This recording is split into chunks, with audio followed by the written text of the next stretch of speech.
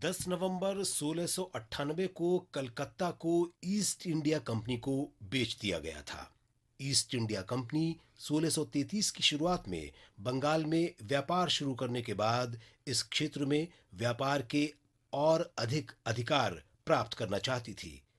1682 में योशियाह child London में English east India company के गवर्नर थे। वे बॉम्बे के भी गवर्नर थे। उन्होंने एक शाही फरमान प्राप्त करने के लिए विलियम हेजेस को बंगाल भेजा। अंग्रेजों के अहंकार के कारण बादशाह औरंगजेब ने वार्ता खत्म कर दी। उसके बाद योशियाह चाइल्ड ने औरंगजेब के खिलाफ युद्ध छेड़ने का ऐलान किया। 1685 में अंग्रेजों ने चटगांव पर कब्जा करने के लिए 12 युद्धपोत भेजे, लेकिन भाग्य ने एक दिलचस्प मोड़ लिया।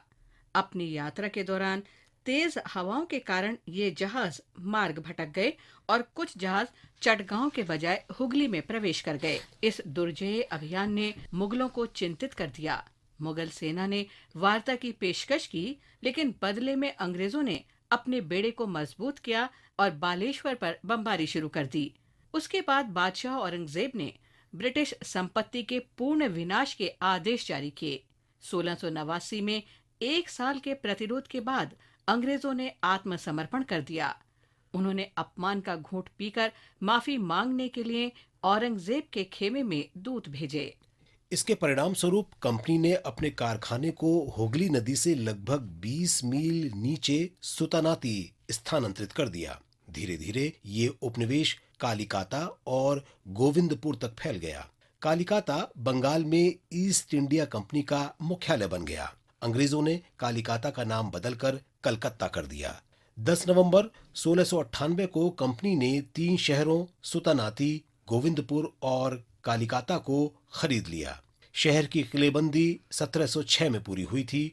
फोर्ट विलियम के नाम से जाना जाने वाला ये उपनिवेश तेजी से बढ़ा और 1707 में इसे प्रेसिडेंसी का दर्जा दिया गया।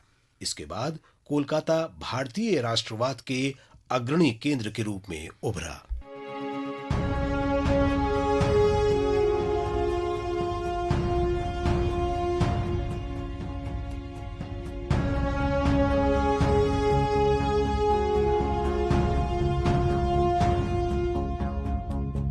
आज सुरेंद्रनाथ बनर्जी की जयंती भी है। 10 नवंबर 1848 को कलकत्ता में जन्मे सुरेंद्रनाथ बनर्जी 19वीं सदी के अंत और 20वीं सदी की शुरुआत में भारतीय राष्ट्रवाद के प्रमुख प्रेरकों में से एक थे। वे उदारवादी तरीकों में विश्वास रखते थे और संवैधानिक उद्देश्यों को प्राप्त करने के लिए पूरी तरह प्रतिबद्ध थे। सुरेंद्रनाथ बनर्जी भारत में अपनी प्रारंभिक शिक्षा पूरी करने के बाद लंदन चले गए। 1869 में वे भारतीय सिविल सेवा प्रतियोगी परीक्षा में सफल होने वाले दूसरे भारतीय बने। उन्हें उनकी गृहभूमि सिलहट में नियुक्त किया गया। हालांकि 1874 में उन्हें एक छोटी सी और अनजाने में हुई प्रक्रियात्मक त्रुटि के लिए बर्खास्त कर दिया गया था। बनर्जी ने महसूस किया कि उनके साथ भेदभाव किया गया क्योंकि वे भारतीय थे। 1875 में कलकत्ता लौटने पर उन्होंने भारतीयों को संगठित करने और उनके अधिकारों की रक्षा के लिए राजनीति में कदम रखा। इस दिशा में आगे बढ़ने के लिए उन्होंने 1876 में इंडियन एसोसिएशन की स्थापना की। इसने भारत में राजनीतिक एकता की नव जागृत भावना की अधिक व्यावहारिक प्रस्तुति के लिए मंच तैयार किया था। इंडियन एसोसिएशन का पहला सत्र दिसंबर 1883 में कलकत्ता में आयोजित किया गया था। इस सत्र में भारत के विभिन्न हिस्सों से 100 से अधिक प्रतिनिधियों ने हिस्सा लिया था। बनर्जी 37 वर्ष तक अध्यापन में सक्रिय थे और इसे अपना मुख्य व्यवसाय मानते थे। हालांकि वे राजनीतिक गतिविधियों में भी भाग लेते रहे। सुरेंद्रनाथ बनर्जी ने अब विद्यासागर कॉलेज के रूप में जाने जाने वाले तत्कालीन मेट्रोपॉलिटन इंस्टीट्यूशन में अंग्रेजी साहित्य पढ़ाया। बाद में उन्होंने रिपन कॉलेज में सेवाएं दी, जिसका नाम अब सुरेंद्रनाथ कॉलेज है। 1878 में वे अंग्रेजी भाषा के एक समाचार पत्र बंगाली के मालिक बने।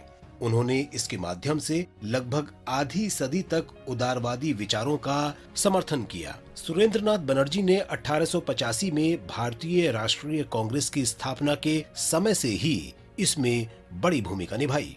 वे 1895 और 1902 में भारतीय राष्ट्रीय कांग्रेस के अध्यक्ष थे। सुरेंद्रनाथ बनर्जी राजनीतिक आंदोलनों, बैठकों, याचिकाओं और विधायी कार्यवाही के उदारवादी तरीकों में विश्वास रखते थे। अंग्रेजी भाषा के उनके ज्ञान और एक वक्ता तथा वादी के रूप में उनके कौशल ने उन्हें एक उत्कृष्ट सार्वजनिक वक्ता बना दिया। 1905 में बंगाल के विभाजन के विरोध में वे अपने राजनीतिक जीवन के शिखर पर पहुंचे। इन वर्षों के दौरान उन्हें अक्सर बंगाल का बेताज बादशाह कहा जाता था।